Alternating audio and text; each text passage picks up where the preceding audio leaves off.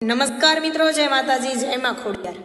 હું લોક ગાયિકા જાની પટેલ ખાસ આપ સૌને જણાવતા આનંદ થાય કે વિનાયક ચતુર્થીના પાવન દિવસે તેમજ અયોધ્યા ભગવાન એટલે કે શ્રી રામની પ્રાણ પ્રતિષ્ઠાના 2 વર્ષ આજે પૂર્ણ થયા નિમિત્તે શ્રી ગણપતિ ચેરિટેબલ ટ્રસ્ટ અંકલેશ્વર ભવ્યથી ભવ્ય લોક ડાયરાનું આયોજન કરવામાં આવી રહ્યું છે, જેમાં હું પણ આવી રહી છું.